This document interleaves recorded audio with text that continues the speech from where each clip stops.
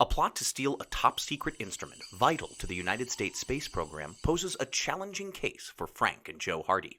The whereabouts of their famous detective father is a mystery, so Frank and Joe are on their own to foil the plotters. After rescuing a South American stowaway who mutters a cryptic warning about footprints and then flees, the boys learn they are up against a ruthless espionage ring.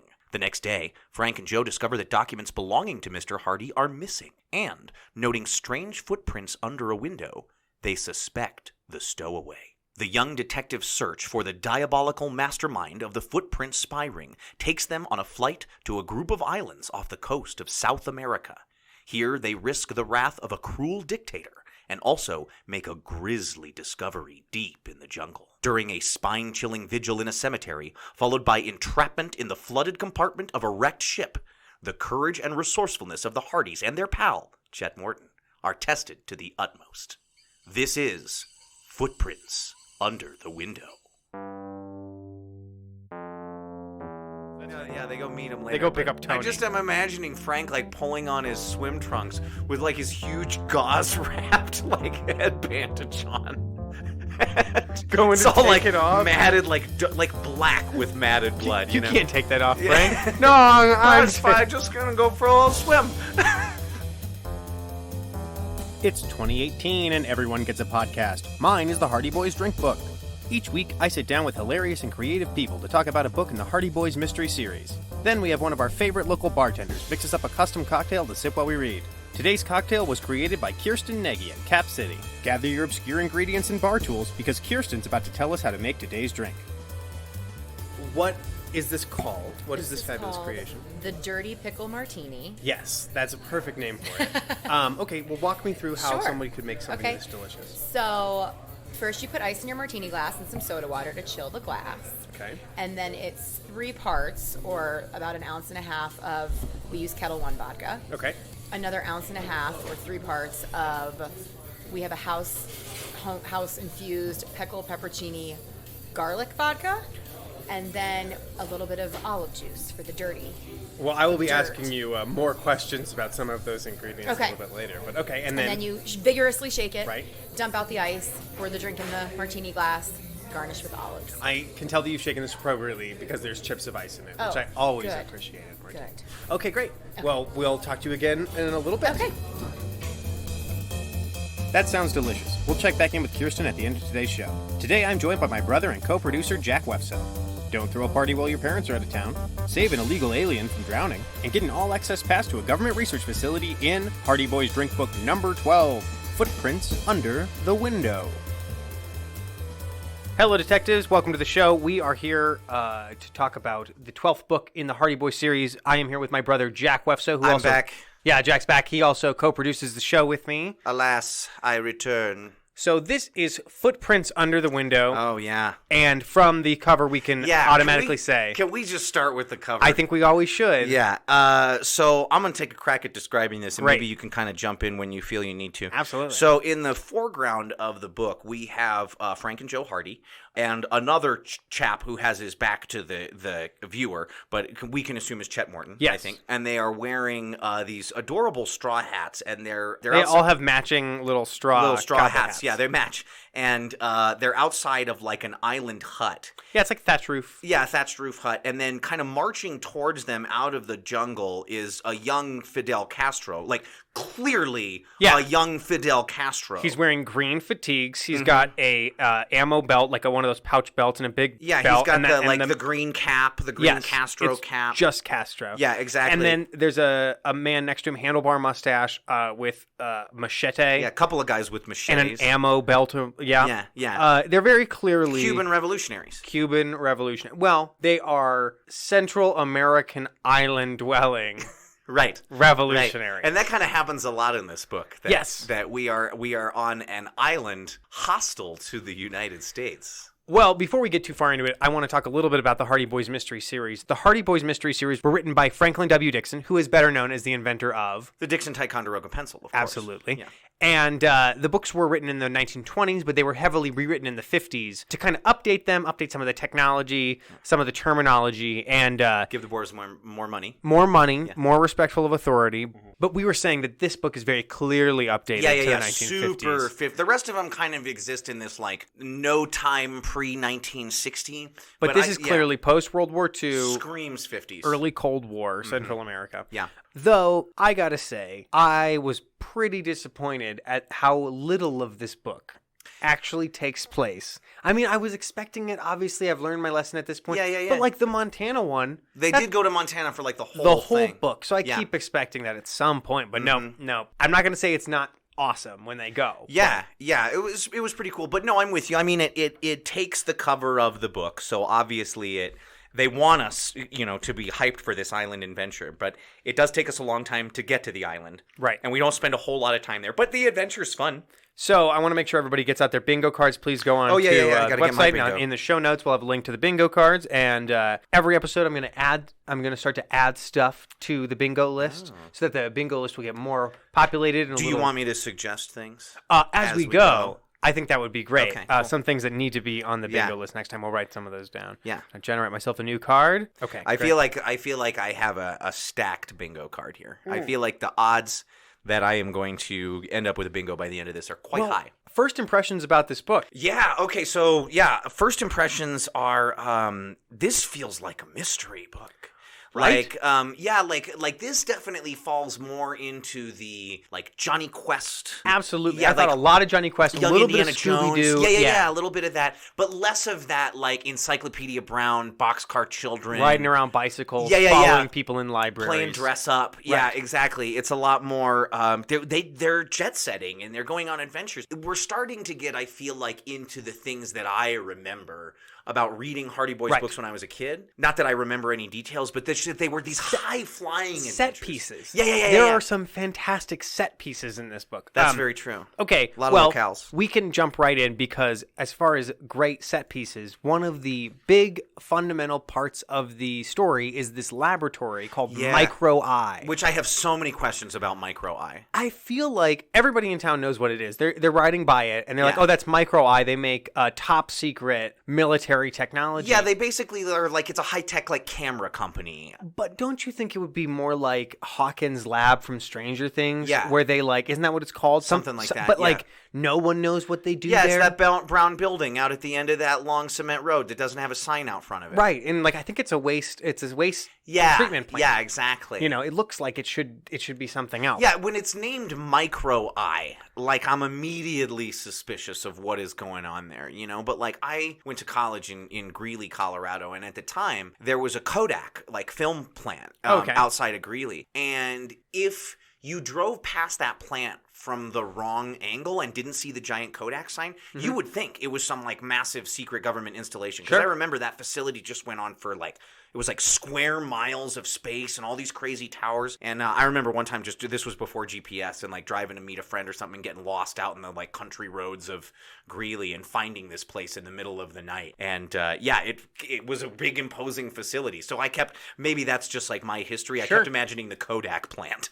I think that's perfect. Micro Eye. I remember, I think it's in one of the Hellboy movies where the BPRD is like located, and I'm not sure if this is comics canon appropriate, but it's like located under a sewage treatment plant. And I remember somebody in a review being like, oh yeah, like they would be under that like giant, that building is the sewage treatment plant. And I was like, that person has never seen Denver's sewage treatment plant, which looks like it's the layer of the criminal syndicate of Gotham. Yeah, totally. Or that there is a secret. It looks like a Mako reactor from like Final Fantasy VII or something. Yes, the Men in Black operate out of there or something. No, it's a very cool looking, terrible smelling place. Yeah. So when the book starts, they're driving past Micro Eye in a convertible. Oh yeah.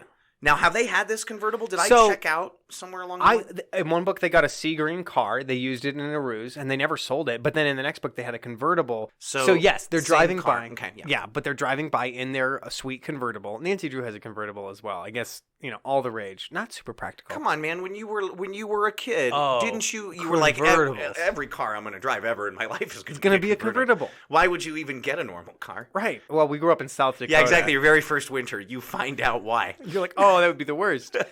That's why motorcycles seem so cool in the summer. But as they drive by, as only would happen to the Hardy Boys, they see a person with like wire cutters trying to cut into the chain link fence on the side of them. And they're like, oh, let's get him. And so they jump out of the car and just charge this dude.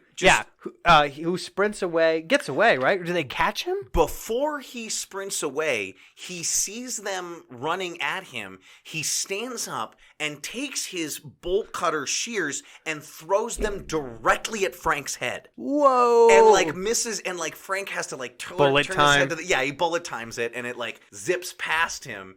And in Joe the movie, they do that like speed tracking thing where it's like, and then like it goes real fast again. Right past him. Yeah. But I think Joe does have time to say like, that almost took your head clean off before they give chase. Short book. Yeah. If like Frank died right away. Page 2. Some random guy. Yeah. So they immediately after that, I think they just go. Do they ask around? They chase him. Tell something. Yeah, and he runs into the woods, and then they follow him into the woods, and then through on the other side of the woods, he jumps in a running car and takes off. Which I'm like, why did they make him tromp through the woods? I don't know. Like, why was the getaway car so far away? When we would have parties in high school, we would park in a parking lot in front of this church that was across like 2 cornfields from the guy's house that we used to party at. That's a good move. Because then everybody has to run across the cornfield. Sure. They're not going to catch all of us. So, speaking of that, apparently the boys have been home alone for a long period of time. Yeah. Not all the adults are gone. Yeah, Laura is visiting relatives. Mm-hmm. Fenton is just gone, undercover, deep undercover in a case. Yeah, they don't know where he is. And Gertrude's been in South America. Yeah. Which I got so many questions about Aunt Gertrude in this book. And from that first moment, I was like, Aunt Gertrude is in South America? Well, she makes me think of one of those unmarried, childless people that are over like 40 or 50 or whatever who go on cruises, and that's their thing. They go on like 2 a year, and they like all their friends, all the people they know are the people that are on the same cruises. Does Aunt Gertrude come off like a cruiser to you though? She does, in that like she would complain the whole time. They would always be compared to the cruise in Alaska that was so nice. Sure. I don't think she'd have a good time. Yeah. But she would go. Yeah, it's the like Monty Python where the travel agent is talking about all of the normal like travel guests, and they're like, oh, we loved it, but the wine is terrible, and it's a shame they don't do tea like they do at home. Yeah, she'd be that kind of traveler. Yeah, absolutely. And so she wants to see the world, and also a cruise ship is like the laziest way to do it. Or like you don't make your itinerary. But she didn't say she was on a cruise ship. No, she's traveling in South America. Yeah, and that's right. And she's on like commercial. Yeah, and she's buying her passage from ship to ship. Yeah, that's crazy. That's how we find out about this is that But that's also how people used to travel around the planet. Yeah, that's true. Which is weird. It's one of those when are we I feel like before we started this podcast I had to Google a couple technologies to find out when they were invented. Right. But they find out that she's like going to be home tonight. Right. They get a letter. They didn't throw a party. No. But the thing because the house is too messy. The house is too messy to throw a party? No. So they spent all day cleaning up. Yeah. And you're saying they didn't throw a party while everybody was gone? No. And maybe there weren't enough cornfields around their house for people to park far enough away. Chet had so many cornfields that he was able to arrive to a party in an airplane in one episode. Yeah. So Chet's the house with the parties at it. Right. But I thought, they could have thrown some Yeah, exactly. But they probably don't want anybody dicking around in their lab. Oh, yeah, that's right. Screwing with all their chemicals. Yeah, exactly. And their footprint plaster cast kit. Right. It's a wonder they didn't have that in their pocket. Yeah. They go out to the docks to meet Gertie, and when they're waiting there... Race to clean the entire house. Yes. And then they go Classic, to meet Gertie. which is very relatable, and actually like relatable teenage boys. Yeah, It's totally. not like, they like extra spiffed up the place. No, they're like, oh my God, we haven't done any laundry or done the dishes. Yeah, they do get everything done, and then Joe's like, laundry. She doesn't get off the boat she's supposed to be on. Right. But a guy leaps off of a boat. Right. Which I think would be pretty cool if a person jumped off the side of like a shipping. Yeah, that's a huge ship, though. That guy probably fell like 20, 30 feet to the water, I'm guessing. Or more. And then the Hardy Boys ran to save him. Also, he jumps off the back of that. So the first thing I thought was like propeller. No, he misses it. They actually state that he like misses that he like clears the back propeller of it. Wow, that's amazing. And they view this from their sleuth, sleuth, right? Because they're like, we're not just going to wait for Aunt Gertrude to come in. We're going to get on our boat and we're going to go down and like cruise alongside it and like wave at Aunt Gertie. Boys. I know, right? Just showing off. They save the guy who dove off the ship, and as soon as he wakes up, he's like a scared deer. He like just starts kicking and runs away, but he says footprints. Yeah, he says footprints are going to get you. Oh, and they try and calm him down. Right. They're like, hey, calm down. We're going to help you. We're Frank and Jill Hardy. And they see that he recognizes the name Hardy. And then he panics. Everybody. Yeah, everybody knows. Well, he's a world-famous detective. Fenton Their father, Hardy. yeah. Yeah. And then that immigration guy shows up. He's fake. The fake guy immigration guy clearly shows a fake up. immigration He's like, guy. beat it, kids. And he's like, I'll handle it from here. You tell me everything. You learn anything else. He doesn't tell them to tell anybody, though. No, he tells them, like... Basically, scram. Yeah, he tells them to scram. Yeah. He might actually tell them to scram. No, he says beat it, because later Frank is like, it was weird that he told us to beat it. That didn't sound like an immigration officer. Yes, and doesn't he have like a thick... He's a swarthy immigration accent. I think he has a swarthy face, and he's bald. That's the main description. Because I want us to hit that. He's bald. Because that's going to come back. Okay, so this is great. The Hardys hurried to the customs office and gave a detailed account of recent events. The man in charge took down the information. When Frank described the bald man who had claimed to be immigration officer, the customs man made a quick telephone call. He hung up, puzzled. No one like that works for immigration, he said. We'll look into this. Thanks, boys. No bald people work for immigration. We have a strict anti-bald policy.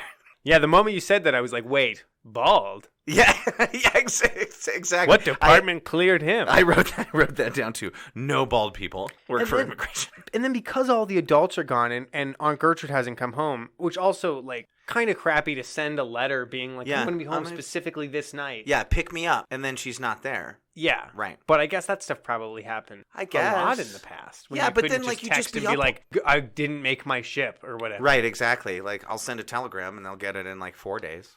And I'll be home by then. Yeah, exactly. But then they're like, we should contact Sam Radley. Sam is an ace detective and assistant to Fenton Hardy. Have we heard of Sam before? We've heard of him twice now. And he, like 3 books ago and maybe 5 books ago, he's never appeared.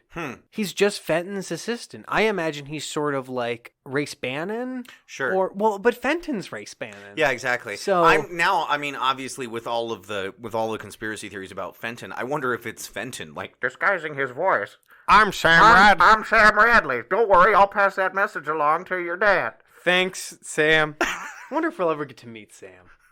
No, you won't. Maybe someday. Okay, I'll say hi to your dad. Bye. Gertie does come home then. Is that like the next morning? Yeah, well, because they go to sleep and they're like, that was weird. I guess we'll try and get a good night's sleep. And then in the middle of the night, Joe wakes up, commotion downstairs. And so he's like, I think it's all ready. And he wakes up. He silently wakes up, Frank. And they tiptoe to the edge, to the stairs. And they look down, and there is a tall figure at the bottom of the stairs. And it starts coming up the stairs.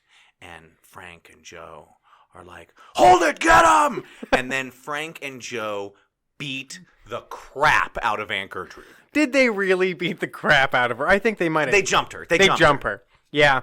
Morning, Auntie. They grab the shoulders of the intruder. Yeah, but she does scream, stop, help, murderers, bandits. Yeah, and she hits them with her handbag a bunch of times. Right. But they jump her. They jump their own aunt in the hallway. But then they help her into an easy chair afterwards. Quite a fright. I wonder how long they knew it was her and kept. And just kept like I bet we can get a couple more in. Oh, Joe, it's her. Joe, it's Aunt Gertrude. Okay. All right, I'm done.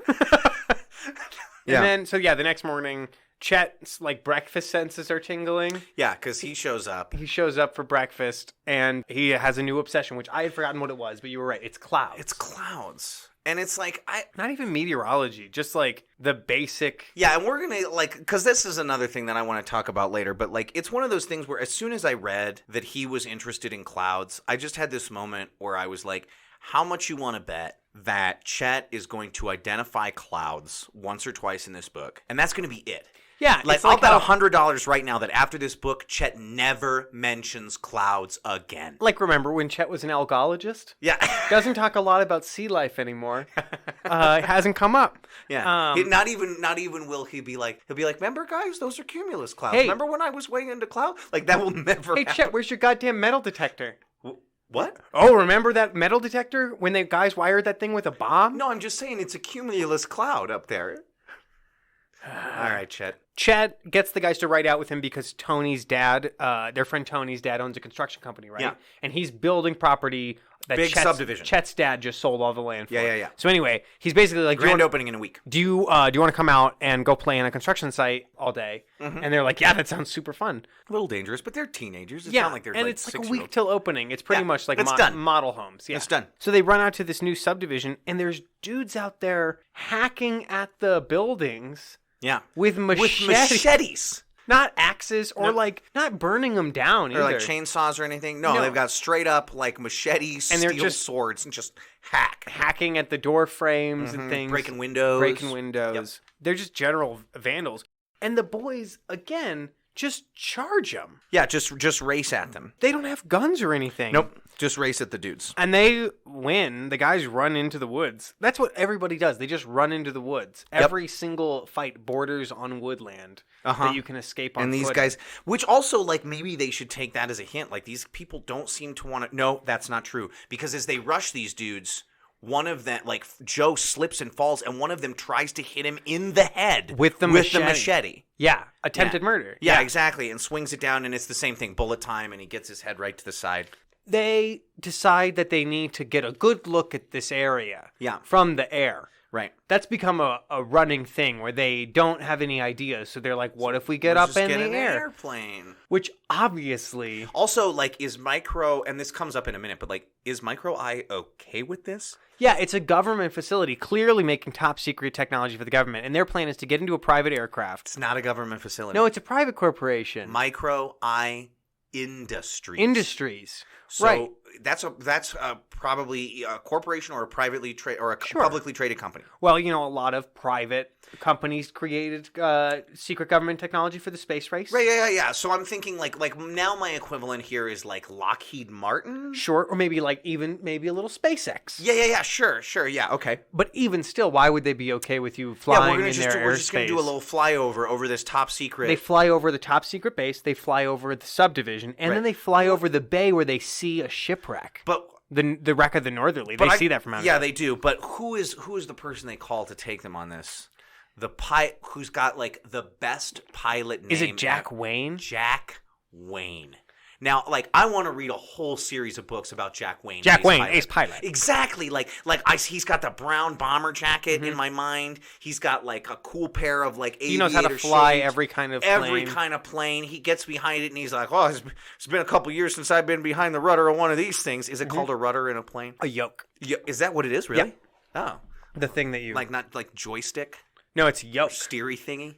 All right, we'll go with yoke. The center thing. And he's just got this great flyboy kind of attitude. Sure, he's like right in the middle of two jobs, so he's happy to take him up. If we ever make Hardy Boys drink book movies, I'm playing Jack Wayne. Awesome. I probably entertained that as like back when I was a little kid and thought I was going to be a movie star one day. Jack Wayne. I probably entertained Jack Wayne as a name that great. I would have gone with. That would have been cool. But then, so they fly up there and... oh, no. Why would you boys get into a small aircraft? Yeah. With your record? Yeah, exactly. Fighting tornadoes, flooding, all that kind of stuff. But of course, just the wing falls apart? Yeah, exactly. Yeah, they fly up. But you're right. They fly over and they see that... They fly out. They see the whole Micro Eye. Yeah. They see the whole kind of city laid above them. Oh, but then, for all this time that I'm thinking to myself, like... Can they fly, like, over that, and would they be allowed to? And then they kind of fly alongside it, but they don't fly directly over it, because then Joe says something about, let's go take a look somewhere else. But then Jack Wayne says, that'd be a bad idea, because if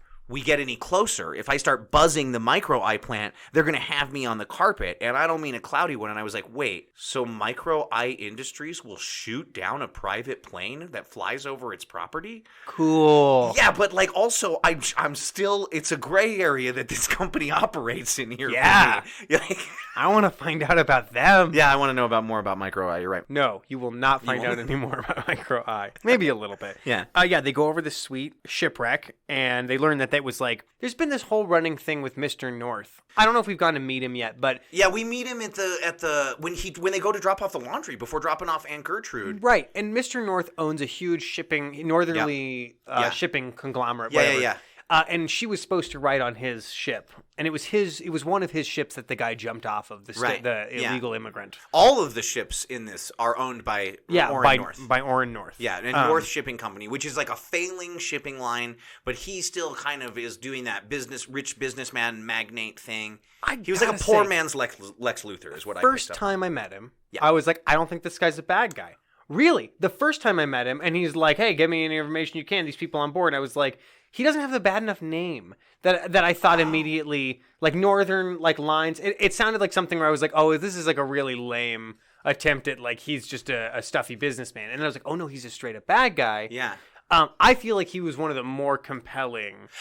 He's definitely been one of the most interesting villains so far. But because the very first time we see him, Joe is waiting in line at the laundromat. Oh yeah, that's right. And Orrin North comes in, and Joe is the only other person in the laundromat. But Orrin North still feels the need to like push Joe aside, be like, "Get out of my way! My stuff's more important. Do this laundry now." I was like, "That's a bad guy." Forgot about that. I was like, "That's the villain right there." I'm sure in that scene, I was like, "Oh, bad guy." Yeah, yeah, but you're right. No, he is one of the more compelling. He's got more things going on. He offers them. I think this is coming right up. I think then they have a meeting with Orrin. Well, yeah, because they get in the terrible plane accident. Should we go there first? Yeah, there's a terrible plane accident, right? They're fine, but it is a terrible plane accident. There's like the wings falling apart, and basically it's Jack Wayne being like, "I'm gonna try to hit a couple buttons." Yeah, and then exactly. he does. And he's like, "Okay, we're good. We're good." Well, they barely coast back. Chet blames himself. Right.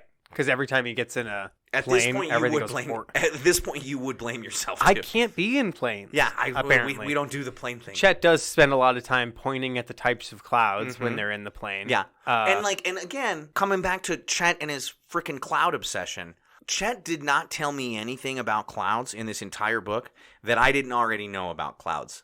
And I want to specify that I do not consider myself an expert on clouds. I think I don't know very much about clouds at all. He said those thin ones are cirrus clouds. Cirrus clouds. And those big puffy ones are cumulus nimbus. Yeah, exactly. That was like it. And I'm like, yeah, I know those ones. Yeah, of course. So is it one of those things where like that was new cloud technology? Yeah, or the person who was writing this book was, that Franklin Dixon was like, he was like, well, my kid's learning about clouds in school, so I've kind of like got some facts about clouds, so I'll put those in. But I'm not going to like research clouds. No, I'm going to take time for that. Pick up some cloud words. I'm going to do the 5th grade like clouds version. Or maybe there's just not that much to know about clouds. Maybe that's what it is. Let's see. They get to the ground and they realize that 2 swarthy strangers were seen hanging around the plane.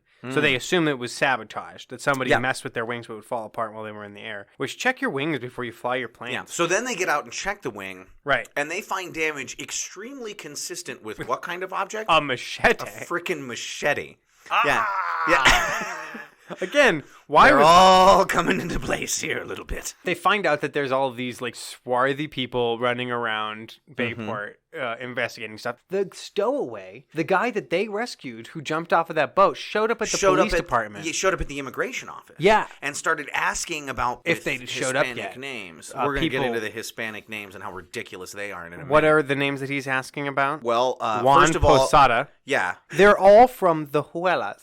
Yes. The Huelas Islands. The Huelas, which mean the footprints. The footprint islands. Because they look like footprints, and they come off of French Guiana, apparently.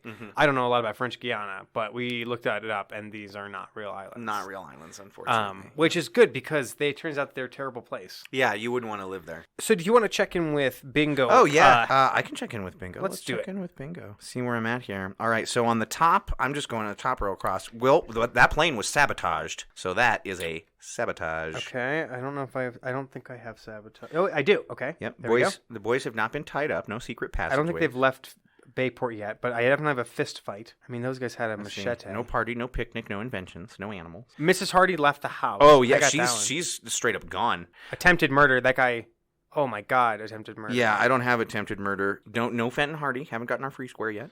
All right, I'm done. Oh, wait. Oh, I wrote Oscar stuff. I'll have to fix that. What about trespassing? Oh, yeah, because the guy's breaking into or is it the boys trespassing? Well, usually, I mean, it's the boys trespassing, but I think any trespassing in general. Well, there's been a fair amount of that in this book so far. There's vandals. Like stowaways and vandals and all sorts of stuff. I'm going to say trespassing. All right. Well, that's awesome stuff. Great. So as they're leaving the immigration office, after checking in and finding out that the stowaway who jumped off the ship has now been into the immigration office and been asking around, they're leaving the immigration office and they get stopped. Right. By a couple of suits. And the suits are like, you got to come with us. The Hardys stood dumbfounded as the tall, expressionless stranger rooted himself firmly in the doorway. There must be some mistake. Frank began. A voice from behind cut him off. No, there's not, boys. Come with us. We'd like to have a word with you. They turned to face a distinguished-looking, gray-haired man the other stranger Joe had seen. The boys started to protest and then saw Scott nod reassuringly. Puzzled, the Hardys followed the two men into an unoccupied file room. As the taller man closed the door, the other held out a leather identification case. Roy Dykeman, United States Intelligence. His last name is Dykeman. Dykeman, yeah. Anyway, yeah, the USI?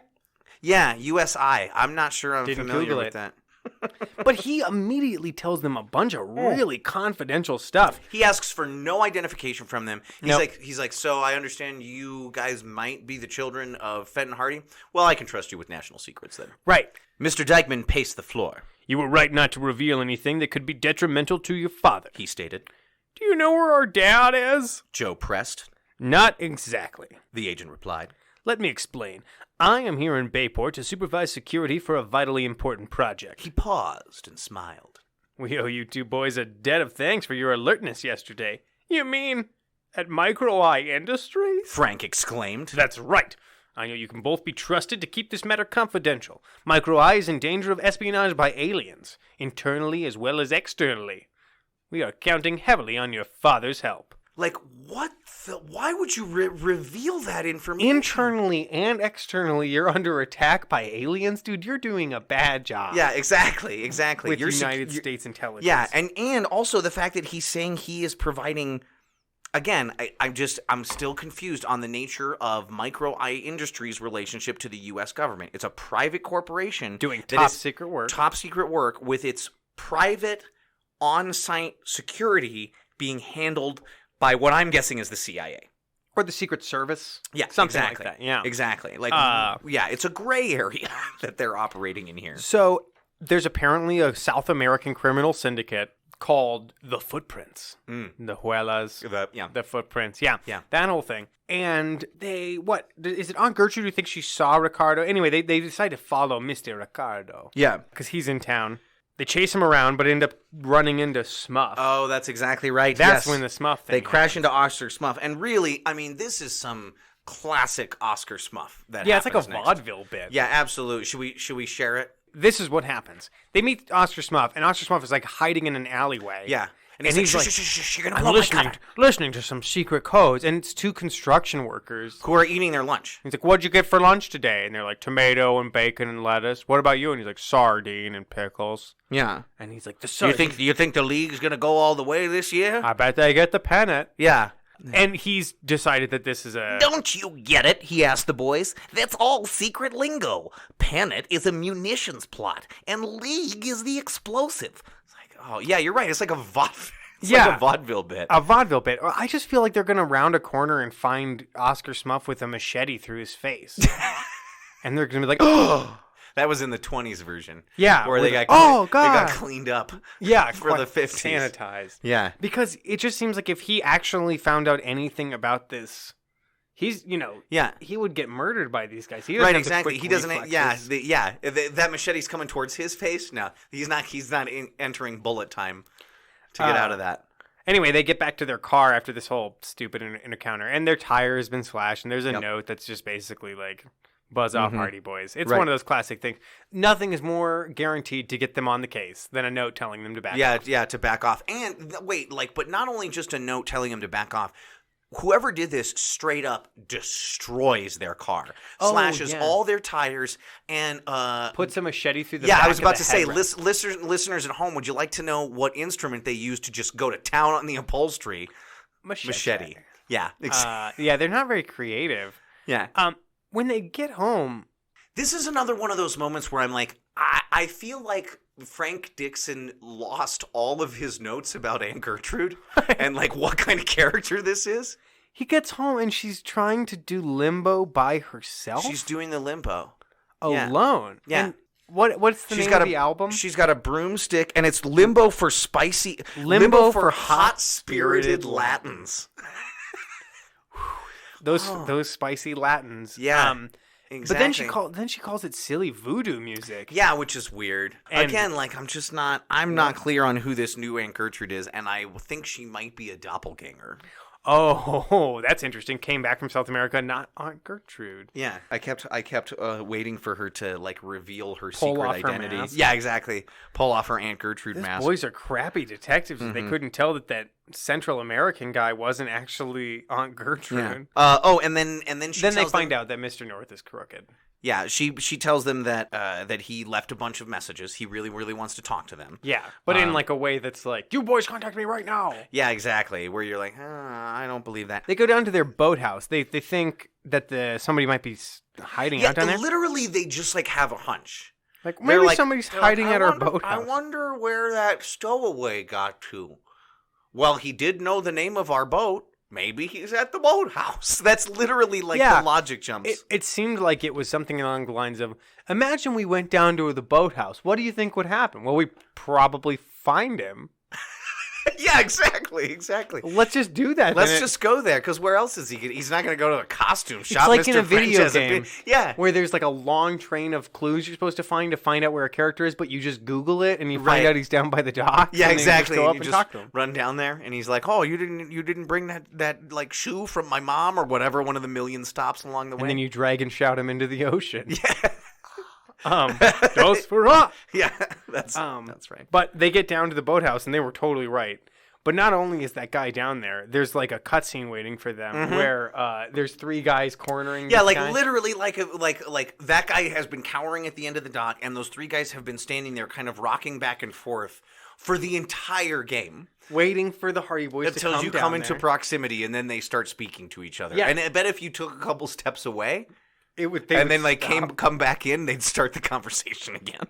Yeah, and they see that they've cornered the stowaway, and they're like, well, we're gonna save him. They just charge him again. Yeah, even though it's machete wielding. First of all, the three guys that are surrounding the stowaway really conveniently identify themselves. They name all of their names. The first guy says Valdez, Walton, and Grebber. The fat bald man paused and rasped out, "Don't give us trouble. Valdez, Walton, and I are going to take real good care of you." And I'm like, oh, okay, well, they got two of their names.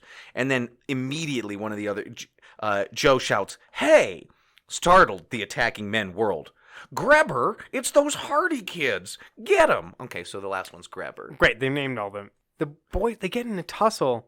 And it seems like they're going to win. And a guy comes around Frank and gets a rope around his neck. Gets a rope, yeah. And he doesn't even get his fingers. No, he can't. He's like clawing at the rope, trying to get his fingers in between the rope and his neck. But he elbows the guy. Yep, in like the solar plexus. Throws him into the water. Mm-hmm, which is amazing. And then he's like, "I'm great." And then everything goes dark. Right.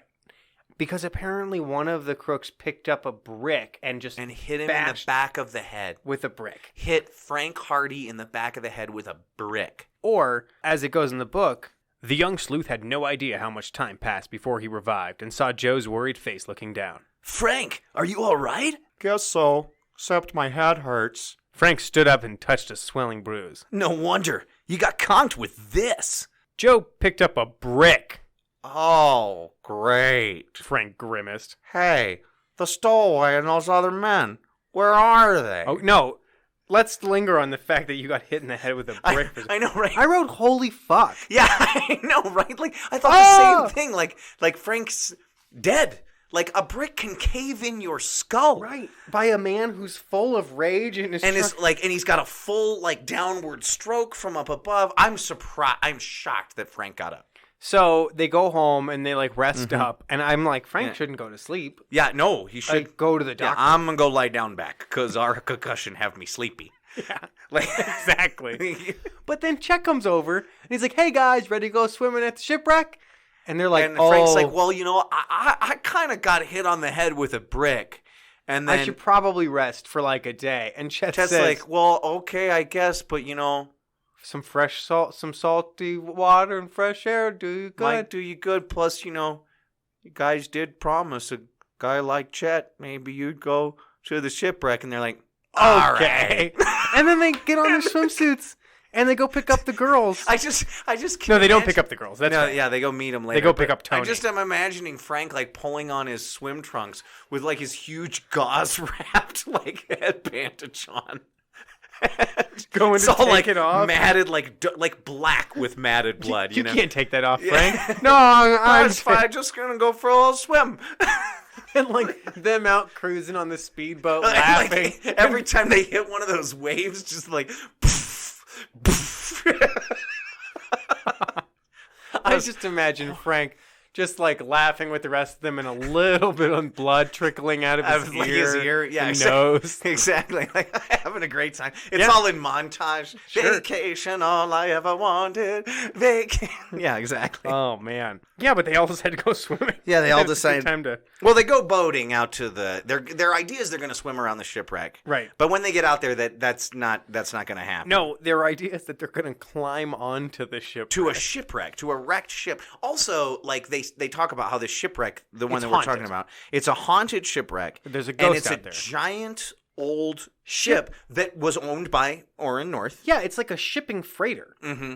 That wrecked on some rocks in a really tricky part of the cove. Mm-hmm. And it was his first ship. Yeah, and then, which is like, and then not only does it like wreck on the shore, but then they're like, we're just going to leave it here as like a warning to people that these are dangerous. And I'm like, first of all, no, that's a huge ship. You don't just like, that would be like, remember when that, was like it the Carnival Cruise? Yeah, that Carnival Cruise where wasn't the captain like drunk or whatever, and he all kinds of stuff. Yeah, but he capsized that whole. Turned it sideways. Yeah, if they had left that giant Caribbean cruiser on his side and been like, that's a warning for everybody. And you think like parts of it are going to break off and then like caught drift in away and undercurrents. Also, people are going to go out there and like.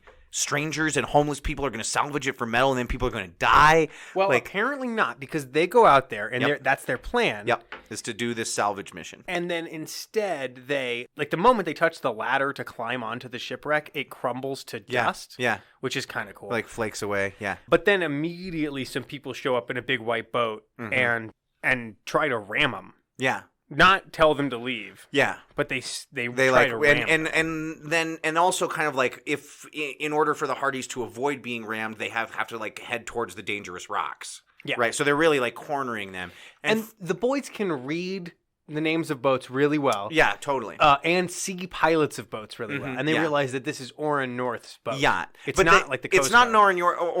It's not Orrin North on the boat though. No, it's like the captain, and he comes out and a man in a blue uniform. And they're like, "What's the big idea? We're trying to warn you about these rocks." And he's like, "Warn us? You almost killed us." Like, yeah. Well, now you stand warned, then, don't you? I could just feel us scraping Davy Jones' locker. Oh, man. That's a terrible one.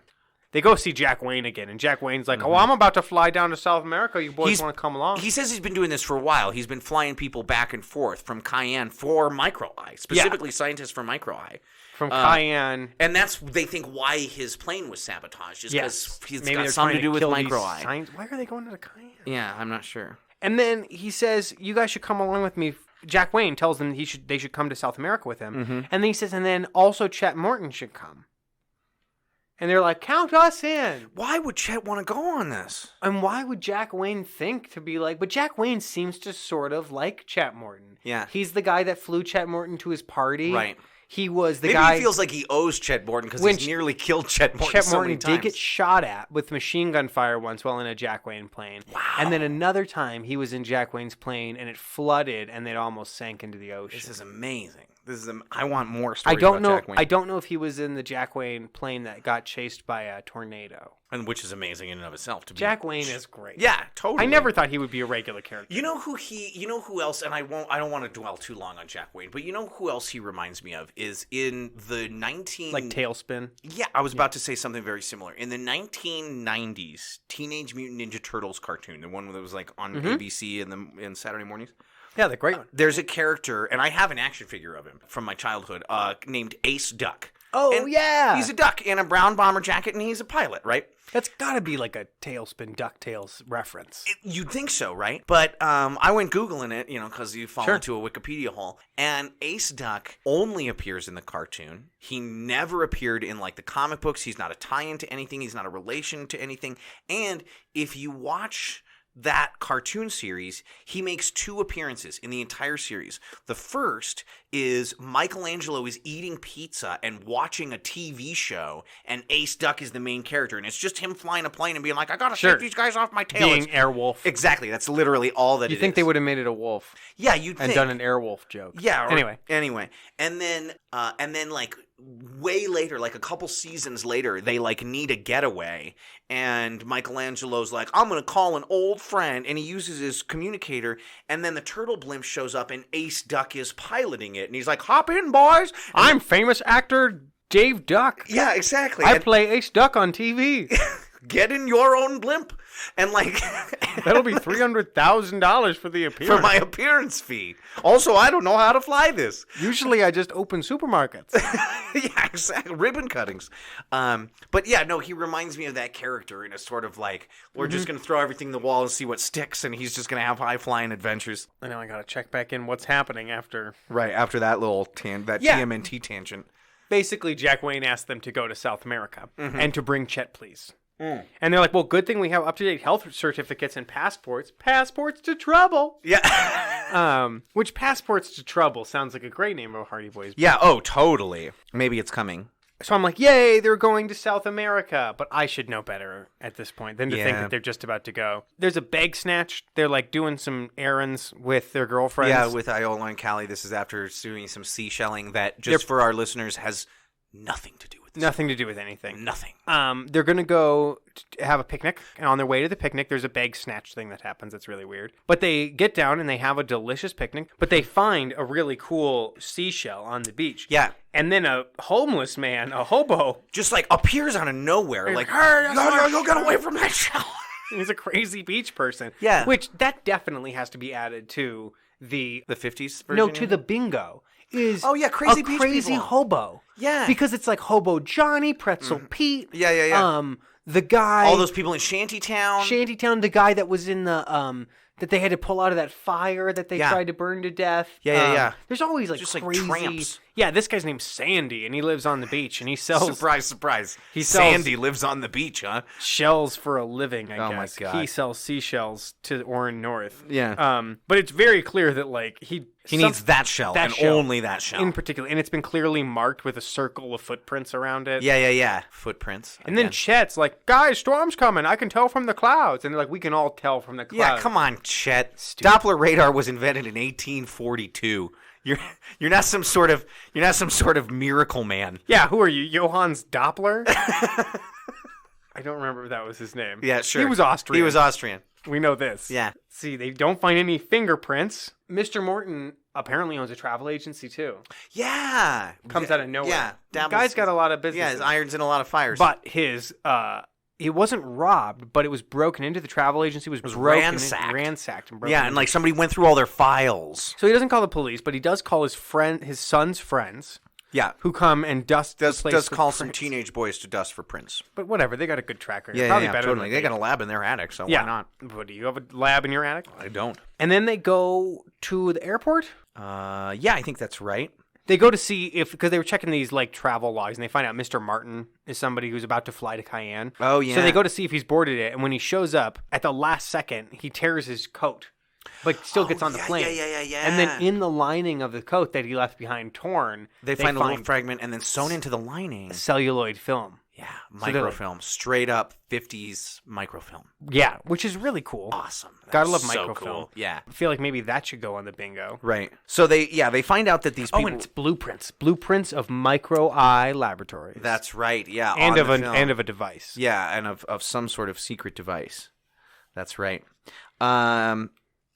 Have they gone back to their CIA? Yeah, okay, so then... They keep giving updates. Yeah, they keep going back to Roy Dykman. Mr. Dykman. Who works at Micro Eye Industries. Mr. Dykman, looking tired, rose from his desk in the small map-lined room. His expression was grave as Frank and Joe took seats. That's 89.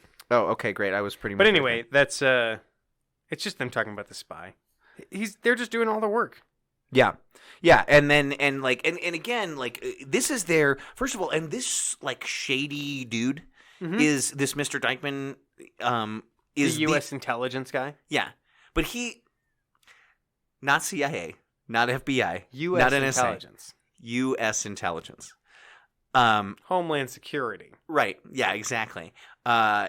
He is the only authority figure that they go through the entire book, when they completely disconnect from the police department, 100%, and the immigration office. Yeah, when they report to when they at the very beginning when they find the stowaway, they're like, any updates, please report those to North Shipping Lines, and I'm like, not the police, and they're like, us first. No. Yeah, exactly. Sort of weird. Also, I just feel like it's these teenage boys who then the detectives are going, at the police department, like Detective Scott's going to be like, haven't seen you boys around the police station lately, and they're like, we work with the United States intelligence now. Oh. Wait. Well, let us know if Are the feds operating in Bayport? Because they need to come through my office. This is my jurisdiction here. Well, take it up with the feds. Take it up with the feds. We're gonna go get to in this South America. helicopter. Go to South America to fight a dictator. Yeah. You're going to fight Castro? We didn't say Castro. Not Castro.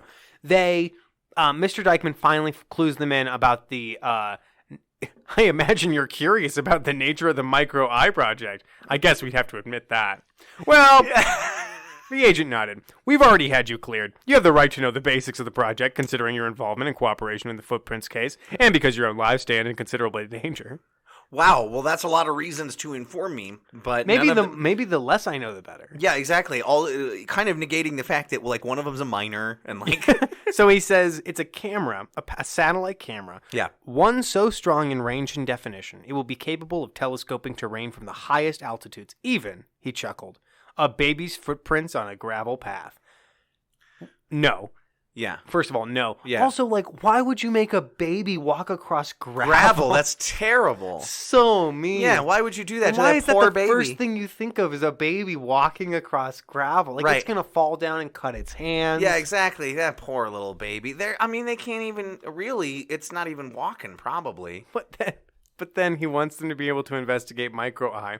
So he gives them some visitor badges, and he says, "Oh my God, this will allow you the run of the place. Stop back in my office if you come up with any hunches." Visitor badges allow you the run of the place. Of this semi-private military-industrial complex. Yeah, exactly. At one point, they're, cruising around, and, everything's cool, and then they stops. They enter into, an especially top-secret area, and, a guy with a mustache is like, whoa, whoa, whoa, whoa, hold on there. And then they flash him the badges, and he's like, "Whoa, sorry, boys, didn't see your backstage passes." And then they look around. Yeah, it's very much opening a new level in a video game. Yeah, we got our badges, we can go in here, and then he's like, "Let me know if you find anything." Yeah, but they don't. But a guy does get accused of stealing the microfilm. That's right. Okay. Who gets accused? Just a guy. His name's Price. He's somebody hid this in my pocket. I was framed. He's somebody's trying to steal. I don't know nothing about this camera. The technician protested. A tiny micro camera. Yeah. All right. Well, let's check in with Bingo again. Oh, all right. It's bingo time, but halfway through the book. Yeah. And this is and Price has got that cool fake camera that looks disguised to look like a tool. It looks like a normal tool, but it's actually a microfilm camera. Right. Yeah, bingo time. Okay, so An invention, definitely. I've got one of those. Oh, yeah, because of the micro eye camera. I got one of those. An actual injury because Frank got brained with that brick. Oh, my God, yeah. A picnic? Picnic. Do you have picnic? I do have picnic, and I am, that's 2 places where I'm like one away from a bingo. Oh, I'm so close, yeah. Yeah. Don't have Fenton secret Hardy. codes, but I don't think it actually was a secret code because Oscar Smuff's a dumbass. Yeah, that's not a real secret code. No new vehicle. No red herrings. There were, when they went to the shipwreck, Chet heard screams coming from inside the ship. That's not a red herring, man. But is it a ghost?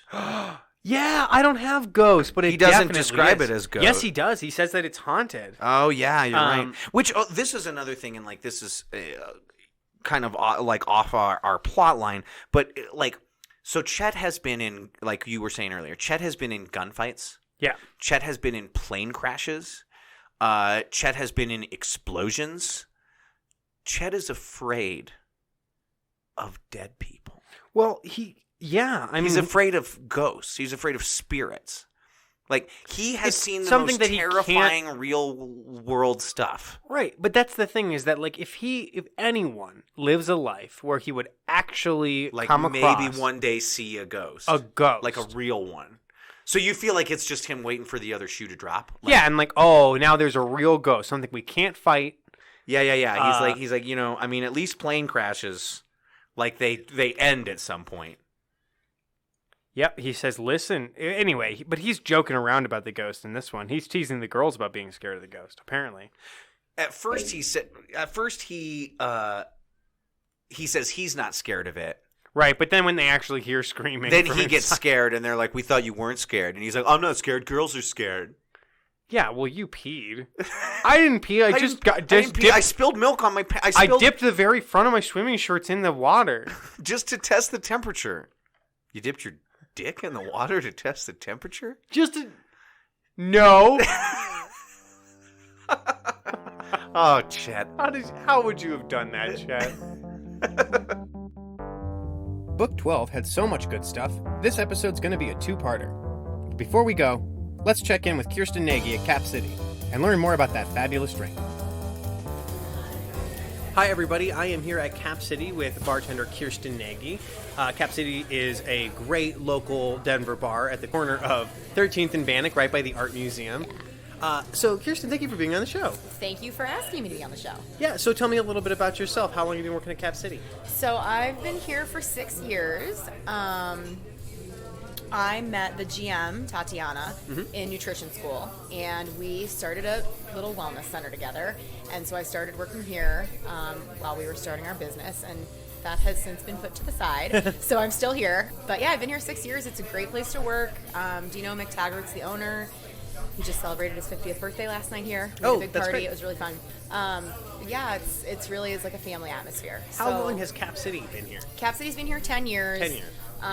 And as far as bars or restaurants go, like we really don't have very much turnover. I would say. Oh yeah. No, I've been here for years, and I've always seen the same people. I love it. Yeah, it's a great place to work. It's a great environment. It's a small staff. We just have a lot of fun. So what kind of people do you get at Cap City? I've seen people, sports fans here. I've seen lots of theater people here. Cops. Yeah. So we are a Minnesota Vikings bar and a Nebraska Cornhuskers bar. Great. Go Big Red. But we also, obviously support all local Denver sports. But yeah, we give a badge discount, 20% off. So we get a lot of paramedics and police officers, firefighters in here. We also give a theater discount. Oh, right. So we get a lot of the theater community in here. Missy Moore. Yes, who's going to be one of our other bartenders. Right, and Missy's going to be our host on this next episode. One of the reasons why we're teasing Cap City. Yeah, so she brings in a bunch of people from theater, and then the owner's wife Piper is also in theater, so she brings a bunch of people in from that. We're really a neighborhood bar. Like most of our, I would say 80% of the people that come in here are regulars. Yeah. It really is like a Cheers. Like we know your name, you know our name. It's amazing because you have an incredibly central location. Like you couldn't get more downtown Denver than well, I guess you could, but so it's amazing how you always have a bar like this, but it's still the traffic is so much local people. Yeah, it is. It really is. The Golden Triangle neighborhood, I would say, is really a great support for us. So you said that you met in nutrition school, the owner? The GM. The Tatiana. GM. So that's how I Okay. ended up here. That's how you ended but up that here. was, years ago. Okay. So how do you feel like nutrition school, the things you learn in nutrition school, apply to your bartending? They don't. They don't? I mean, Cap City has great food. Yeah, I know. Not that we didn't learn to cook in nutrition school, but we do have great food. It's great. Most of the ingredients are homemade. Dylan's the head chef here, and he does a wonderful job with the Yes, menu. I've never eaten anything bad at Cap Yes, City. thank you for that. But yeah, it's just, I didn't think that I would fall into bartending, and I did, and I love it. It's kind of like you're being paid to hang out and have fun and socialize with people, and it's I have always said that it's one of those things where it's like being paid to be the host of a party for good and for bad. Yeah. Like sometimes you show up at a party and everyone's already drunk. Yeah. And you have to, kind of get into the group. That was last night for me. That I was showed up here for Gino's birthday, and I was like, oh man, everyone is drunk already. Gotta catch up. Yeah. Okay, well, we are drinking a fabulously flavor-filled martini, and it's, if I remember this correctly, it's your dirty martini? Dirty pickle martini. Dirty yep. pickle martini. Mm-hmm. It has, you said, a house-made infused vodka with Right. peppercinni and garlic? So we have a bunch of different infusions. One of them is a pickle-peppercinni garlic vodka, and this drink features that infusion. This seems like a love letter to my mother's tasting cocktails. I can't imagine a drink she would enjoy more than this absolutely filthy dirty martini. Thank you. I love it too. Dirty martinis are my weakness. Yes. Oh man, you could drink but it's definitely separate. I like the complex nature of the flavors. Well, I always say I'm going to take a sip and pretend like I have not been sipping it this entire time. But that's so good.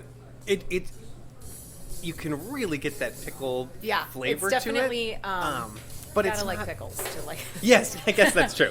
But it's not overpowering or anything. It's a great balance of flavor. So why did you guys? So what are your other types of infused vodkas?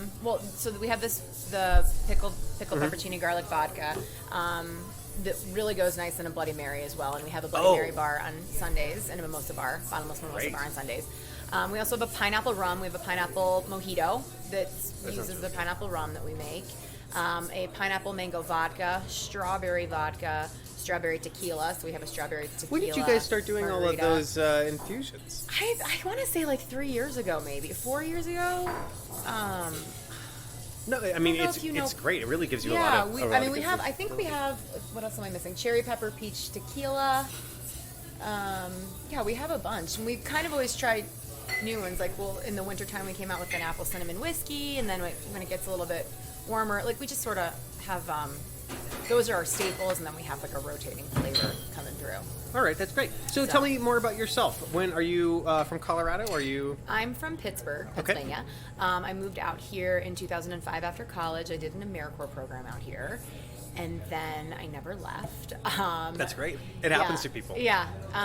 So I've been. Well, I actually did leave. I left for 2 years, and I came back in 2008. But So you're I've a been out liar. here for 10 years. I'm lying to you. Yes, I'm lying to you. I can't believe anything you've said this entire time now. I'm a certified yoga instructor, although I'm back in school for my prereqs for nursing, so I haven't really been teaching yoga for the last year. But I used to do a detox retax class here on the patio where it was on Saturday mornings, you got an hour of yoga and then a free drink. Have you ever read any of the Hardy Boys books? Or any? It was kind of like a Nancy Drew for boys, right? They're the same, I mean, I read people Nancy wrote Drew. it. Okay. But I don't think I read Hardy Boys. What do you remember about Nancy Drew? I remember loving there was one with a hidden staircase or something that was my favorite one. Is that we just did the Did hidden you really? staircase. Every Oh my 5 episodes gosh. we do a Nancy Drew episode. The hidden staircase was our last. That one. was my favorite one. Oh, that's crazy to me. Because, That's weird, yeah. Because that was a very long and boring book for us. Oh, really? The reason why I say that is the mystery in that book is there is a missing person in a haunted house. Okay. And that's an easy mystery to Yeah. solve. Because the missing person is in the haunted house. Yeah. That's why it's haunted. And then it goes on for another 160 pages. Oh my but there God. are some You guys great read the things. whole book? Oh, we read. I don't really remember it. I just remember loving that, and I remember the cover of it. They're entirely disposable. One of the best things about this is that, we read the whole book and we talk through the entire plot of it. Okay. And then I get to immediately flush the content from my memory because you never need to think about it. Yeah, again. you don't. They're so disposable. You don't. Well, that's really fun that you guys do that, though. Yeah. Are there any other children's book mysteries that you were into when you were a kid? Did you read Boxcar Children? I did read Boxcar Children. Yes, that's really funny. We used to like play Boxcar Children. I don't remember what we would do in my friend's basement. Oh. Yeah. Yeah, how do you... I don't remember. I think we probably just had the characters' names. Great. God, that That's was so all you long need. ago. Yeah, I read Boxcar Children. What else? What other mystery books were there? I mean, there were so many. There were Bobbsey Twins, and there I was didn't read the those. Famous Five, but there was a Read big wave those. of mystery kids in the 90s. We'll have to look. Yeah. I was some kid at the museum the other day had a bunch of Ramona Quimby books. Oh, And I had kinda Ramona remember and those. Beezus. Yeah. I had forgotten all about that stuff. So, anyway, Oh, okay. cool. Well, is there anything coming up at Cap City you want to talk about? Anything you guys have going on, or well, any we have regular the Super stuff? Bowl, Right. obviously. Last night we had Dino's 50th birthday party. We had the Rail Benders, which is a local Mm-hmm. Denver band playing. What else? Viking season, unfortunately, is over. That was a bummer, but Well, we love that you guys are a Nebraska Cornhuskers Yes. bar because my, if I went to UNL, I think it would be fourth generation, but none of Really? us kids did. Yeah, my dad and my grandpa and my great. Are you guys from Nebraska? Yeah, we're Oh, from I didn't know that. right. Yeah, we're from Rushville and Gordon, like Okay. right across the state line. But one time, it seems like a lot of times we come in here not realizing that there's some game, and Yeah. then we're like, And you're oh, like, it's oh, a yay, Nebraska, it's a Nebraska good game. company. No one's Do you gonna like be upset. runzas? We have runzas. Yeah. Oh, great. That's a special type of food. Yeah. You a know, special I've- type of American. I don't think that I've ever had one. And Oh, yeah. lucky Have duck. you? No. They actually look really good. They but look really good and they smell really good. They smell but- really good. But they're not. They're not good. People love You know them. what? People love them, so they We must sell out be good. every game, but people love them. Love them. Runza. Runzas with cheese. Oh Kind of boy. just looks like a calzone. but Yeah, whatever. it's a very German calzone. Yeah. Okay. Well, it was really nice having you Yeah, on it the was show. great to be on the show. Thank you so Kirsten much. Nagy at Cap City. Come in, see her, have one of these fabulous dirty martinis. Yes. Oh, we also have trivia on Tuesdays at 7 o'clock. Trivia on Tuesday, 7 o'clock. Mm-hmm. Okay. And tacos on Mondays. Anything else? I think that's it. Okay. Thank you so much. Yeah, thank you. The Hardy Boys Drink Book podcast is a part of their network. It is produced by Jack and Charles Wefso. Our music is by Danny Overby at Round 2 Productions, and our graphic design and photography is by Kristen Hallstrom. Special thanks to Kirsten Nagy at Cap City for making such a lovely drink. If you have any thoughts, questions, or drunken fan theories, contact us at The Hardy Boys Drink Book on Facebook or Twitter, or at thehardyboysdrinkbook@gmail.com. And don't forget to tune in for the second half of The Hardy Boys Drink Book number 12, Footprints Under the Window.